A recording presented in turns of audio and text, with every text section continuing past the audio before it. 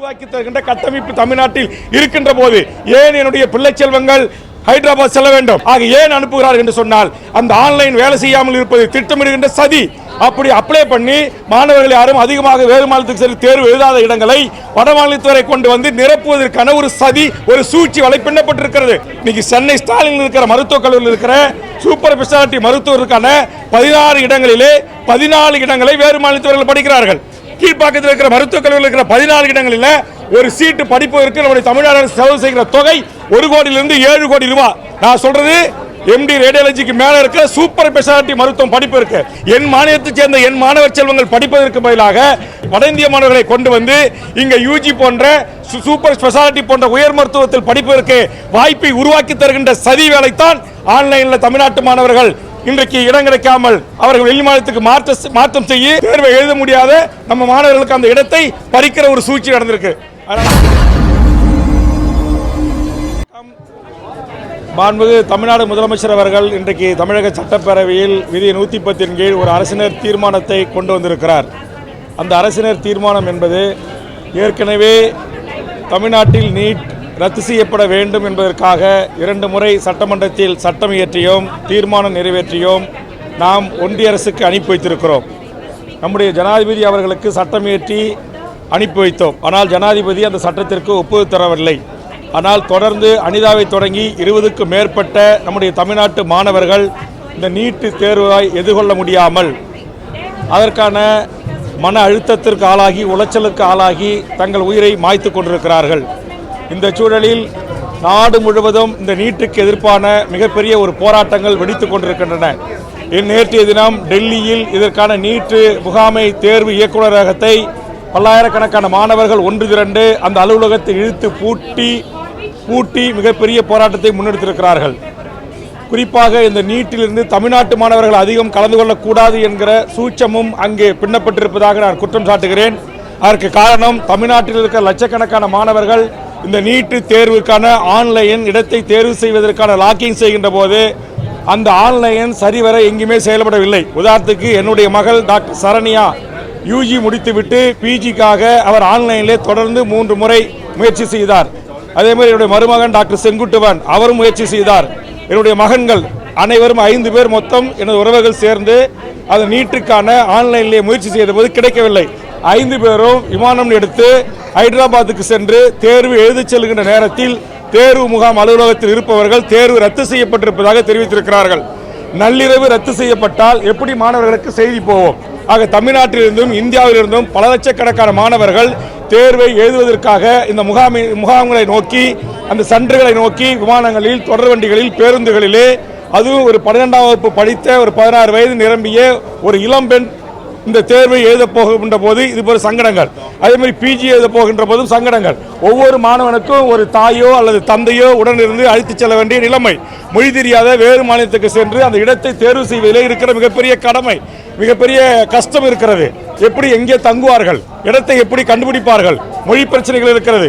ஆக இதற்காகத்தான் கடந்த 2-3 ஆண்டுகளுக்கு முன்பாக சென்னையில் இருக்கிற தென்னிந்தியாவிற்கான நீட் அலுவலகமாக இருக்கிற அண்ணா நகரில் இருக்கிற அலுவலகத்தை நான் தமிழ்நாட்டைச் சேர்ந்த மாணவர்கள் யாரும் வெளி மாநிலங்களுக்கு தேர்வு எழுத நீங்கள் அனுமதிக்க கூடாது. எங்கள் மாநில அரசு நடத்தப்படுகின்ற டிஎன்பிசி தேர்வுகள் குரூப் 1 தொடங்கி குரூப் 4 வரையில் 20 லட்சம் மாணவர்கள் தேர்வு எழுதுவதற்கு தமிழ்நாட்டிலேயே அரசு தனியார் பள்ளிகள், உதவி பெறும் பள்ளிகள், கல்லூரிகளிலே நம்முடைய காவல்துறை, ஆசிரியர் பெருமக்கள், சூப்பர்வைசர் எல்லாரையும் அமர்த்தி மிக அழகாக அதை கண்காணித்து தேர்வு எழுதுவதற்கான எல்லா சூழலையும் வாய்ப்புகளையும் உருவாக்கி தருகின்ற கட்டமைப்பு தமிழ்நாட்டில் இருக்கின்ற போது ஏன் என்னுடைய பிள்ளை செல்வங்கள் ஹைதராபாத் செல்ல வேண்டும்? ஏன் இங்கிருந்து மகாராஷ்டிராவுக்கு அனுப்ப வேண்டும்? ஆக ஏன் அனுப்புகிறார்கள் என்று சொன்னால் அந்த ஆன்லைன் வேலை செய்யாமல் இருப்பது திட்டமிடுகின்ற சதி. அப்படி அப்ளை பண்ணி மாணவர்கள் யாரும் அதிகமாக வேறு மாநிலத்துக்கு சென்று தேர்வு எழுதாத இடங்களை வட மாநிலத்துவரை கொண்டு வந்து நிரப்புவதற்கான ஒரு சதி, ஒரு சூழ்ச்சி வலைப்பின்னப்பட்டிருக்கிறது. இதை தொடர்ச்சியாக நீட் வந்ததிலிருந்தே நான் சொல்லிக்கிட்டு இருந்தேன், யாரும் கேட்கல. இன்னைக்கு சென்னை ஸ்டாலின் இருக்கிற மருத்துவக் கல்லூரியில் இருக்கிற சூப்பர் ஸ்பெஷாலிட்டி மருத்துவருக்கான 16 இடங்களிலே 14 இடங்களை வேறு மாநிலத்தவர்கள் படிக்கிறார்கள். கீழ்ப்பாக்கத்தில் இருக்கிற மருத்துவக் கல்லூரியில் இருக்கிற 14 இடங்களில் ஒரு சீட்டு படிப்பதற்கு நம்முடைய தமிழ்நாடு அரசு செலவு செய்கிற தொகை 1 கோடியிலிருந்து 7 கோடி ரூபாய். நான் சொல்றது எம்டி ரேடியாலஜிக்கு மேல இருக்கிற சூப்பர் ஸ்பெஷாலிட்டி மருத்துவம் படிப்பு இருக்கு. ஆக எங்களுடைய வரிப்பணத்தில் இங்கு இந்தியாவிலேயே மருத்துவ கட்டமைப்பில் தெற்காசியாவில் சிறந்த தமிழ்நாடாக இருக்கிற எங்கள் மருத்துவக் கல்லூரி மருத்துவர்களில் என் மாநிலத்தைச் சேர்ந்த என் மாணவர் செல்வங்கள் படிப்பதற்கு பதிலாக பிரிதொரு மாணவர் செல்வங்களை வட இந்திய மாணவர்களை கொண்டு வந்து இங்க யூஜி போன்ற சூப்பர் ஸ்பெஷாலிட்டி போன்ற உயர் மருத்துவத்தில் படிப்பதற்கு வாய்ப்பை உருவாக்கி தருகின்ற சதி வேலைத்தான் ஆன்லைனில் தமிழ்நாட்டு மாணவர்கள் இன்றைக்கு இடம் கிடைக்காமல் அவர்கள் வெளி மாநிலத்துக்கு மாற்றம் செய்ய அங்கே போய் சரியான இடத்தை தேர்வு செய்து கண்டுபிடித்து தேர்வை எழுத முடியாத நம்ம மாணவர்களுக்கு அந்த இடத்தை பறிக்கிற ஒரு சூழ்ச்சி நடந்திருக்கு. அதான் இன்னைக்கு முதலமைச்சர்கிட்ட சொல்றேன், இந்த சூழ்ச்சி தடுத்து நிறுத்தப்பட வேண்டும். வெறுமனே நம்ம சட்டம் கட்டி அனுப்புறதா, ஜனாதிபதி தூக்கி குப்பையில போடுறதா, வெறுமனே தீர்மானம் நிறைவேற்றி அனுப்புறதா, அதை ஒன்றிய அரசு கண்டுகாம இருக்கிறதா ஏற்புடையதல்ல. அதனால் மாண்புமிகு முதலமைச்சர் அவர்களை ஊடக பத்திரிகையாளர்கள் சார்பாக கேட்கிறேன், இன்னைக்கு மைனாரிட்டி அரசு தான் ஒன்றிய பாரதிய ஜனதா அரசு. எந்த ஒரு சட்டங்களை ஏற்றினாலும் மக்களவையில் மாநிலங்களில் 2/3 மெஜாரிட்டி வேணும். அந்த 2/3 மெஜாரிட்டி இந்தியா கூட்டணியை 40 இடங்களிலும் தமிழ்நாடு புதுச்சேரியில் வென்றிருக்கிற மாண்புமிகு முதலமைச்சர் அவர்கள் இனி ஒன்றிய அரசு நிறைவேற்றுகிற மாநிலங்களவை மக்களவை எந்த சட்டத்திற்கும் நீங்கள் ஆதரவு தெரிவிக்கக்கூடாது. கடந்த காலங்களில் வெளிநடப்பு செஞ்சிருக்காங்க, நடுநிலை வகிச்சிருக்காங்க. அந்த மாதிரியான நிலைப்பாடை நம்முடைய தமிழக முதலமைச்சர் எடுக்கக்கூடாது.